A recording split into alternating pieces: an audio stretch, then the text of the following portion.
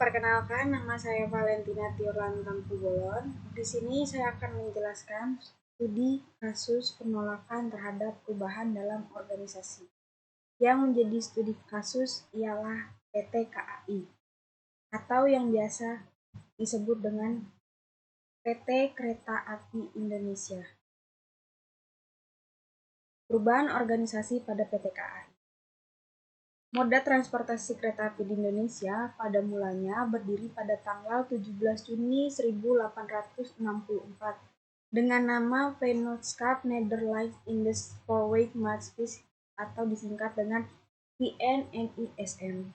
Transportasi ini dipelopori oleh pemerintahan kolonial Belanda sebagai upaya dalam menghemat biaya dan mempercepat produksi. Sejarah mencatat bagaimana pemerintahan kolonial Belanda kemudian mengembangkan moda transportasi ini yang ternyata berdampak signifikan dalam proses produksi. Kepemilikan aset perusahaan yang mengelola moda transportasi ini kemudian berpindah tangan kepada pemerintah Indonesia selepas pecahnya Revolusi 17 Agustus 1945. Genealogi perkembangan organisasi dalam perusahaan kereta api ini dapat dilihat dari data-data yang telah peneliti dapatkan. Perusahaan kereta api mengalami berbagai macam perubahan dalam organisasi, mulai dari perubahan struktur organisasi, pelayanan yang diberikan, peningkatan sarana dan prasarana, hingga perubahan bentuk organisasi. Ada sekitar 4 kali perubahan bentuk perusahaan yang tercatat mulai dari 1950 hingga 1998.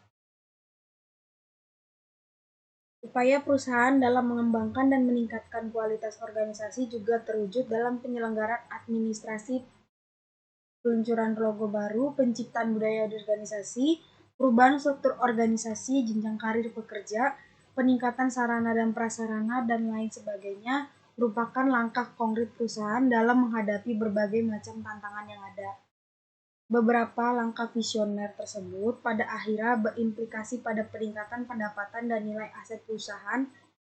Permasalahan yang kemudian dijadikan sebagai kasus adalah terkait resistensi pegawai dalam menanggapi perubahan organisasi, permasalahan ekonomi, dan hak normatif pegawai merupakan beberapa permasalahan yang sering muncul dalam perubahan organisasi. Selanjutnya ialah pembahasan di mana tentang penolakan, dampak, dan keputusan perusahaan dari perubahan organisasi. Penelusuran lebih jauh lagi mengenai dampak dari perubahan organisasi ditemukan bahwa beberapa pegawai tidak mampu mengikuti perubahan yang ada. Hal ini dapat setelah perusahaan melakukan asesmen terhadap pegawai. Langkah selanjutnya, perusahaan kemudian akan mempertimbangkan intervensi faktor lain seperti pengadaan pendidikan dan pelatihan bagi pegawai. Penawaran pensiun dini juga dilakukan oleh perusahaan dalam mengatasi masalah tersebut.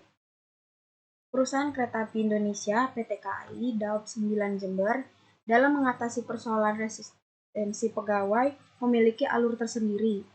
Pada mulanya, perusahaan akan menelaah potensi SDM (sumber daya manusia), peluang, dan juga menakar kebutuhan dari proses perubahan yang terjadi. Langkah ini dijalankan sebagai tugas khusus dari unit asesmen yang ada di PT KAI Daob 9. Proses asesmen ini kemudian akan menghasilkan nama-nama pegawai yang membutuhkan perlakuan khusus yang kemudian akan diserahkan kepada pihak manajer SDM. Pihak manajer SDM kemudian akan merancang sebuah desain penyelesaian yang mungkin untuk dilaksanakan. Langkah terakhir dalam penyelesaian persoalan resistensi pegawai ini adalah pengambilan keputusan oleh pihak manajemen perusahaan setelah melalui berbagai macam pertimbangan. Selain itu, langkah perusahaan dalam upaya meredam konflik yang berpotensi muncul terlihat dari pertemuan rutin dengan Serikat Pekerja Kereta Api atau disingkat dengan SPKA yang diadakan sebulan sekali. Langkah ini dilakukan dalam rangka menjaring permasalahan yang mungkin luput dari proses asesmen yang dilakukan oleh perusahaan. Pertimbangan yang matang dan telah mendalam pada proses pengambilan keputusan merupakan sebuah keharusan. Selain itu, memposisikan pegawai sebagai sumber yang berharga dan perlu harus dijaga sebagai pemahaman bersama agar tumbuh situasi dan kondisi organisasi yang harmonis. Jika saya sebagai pemimpin menghadapi penolakan terhadap perubahan organisasi, ada beberapa penyelesaian yang dilakukan. Yang pertama, yaitu penyelesaian pendidikan dan komunikasi. Sebagai pemimpin, penolakan perubahan ini dapat menyelesaikan permasalahan dalam bidang pendidikan dan komunikasi, di mana PT KAI mengambil keputusan untuk pengadaan pendidikan dan pelatihan bagi para pegawai PT KAI. Beberapa pegawai tidak mampu mengikuti perubahan yang ada. Yang kedua penyelesaiannya ialah partisipasi. Sebagai seorang pemimpin, dalam menyelesaikan perubahan dalam keadaan memberikan kesempatan kepada karyawan untuk turut berpartisipasi dalam proses perubahan tersebut, dapat mengurangi tingkat resistensi atau penolakan dari karyawan. Yang ketiga ialah penyelesaian negosiasi. Negosiasi di sini ialah pimpinan mengambil langkah penyelesaian negosiasi ialah dengan langkah berdiskusi dengan para pihak manajemen perusahaan untuk mencari solusi terbaik dalam penolakan perubahan perusahaan ini. Dan yang ketiga ialah penyelesaian paksaan. Penyelesaian paksaan ini di mana pemimpin mengambil kepada karyawan yang menolak perubahan ancaman dan jatuhkan hukuman bagi siapapun yang menentang dilakukannya perubahan. Selanjutnya ialah penyelesaian dengan fasilitas dan dukungan. Dalam penyelesaian perubahan ini ada beberapa pegawai yang membutuhkan perlakuan khusus. Sebagai seorang pemimpin akan mengambil keputusan di mana nama-nama pegawai yang membutuhkan perlakuan khusus yang kemudian akan diserahkan kepada pihak manajerial SDM, sumber daya manusia. Pihak manajemen kemudian akan merancang sebuah desain penyelesaian. Kepada karyawan yang menolak perubahan ini dapat dilakukan dengan memberikan pensiun dini atau golden snake head. Ini yang dilakukan oleh PT KAI.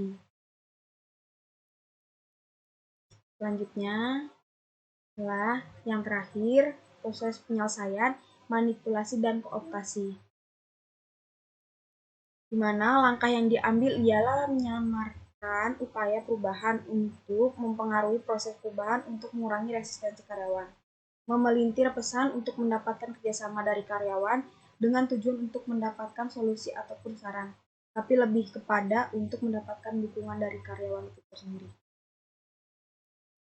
Sekian dari saya, kurang lebihnya mohon maaf. Wassalamualaikum warahmatullahi wabarakatuh.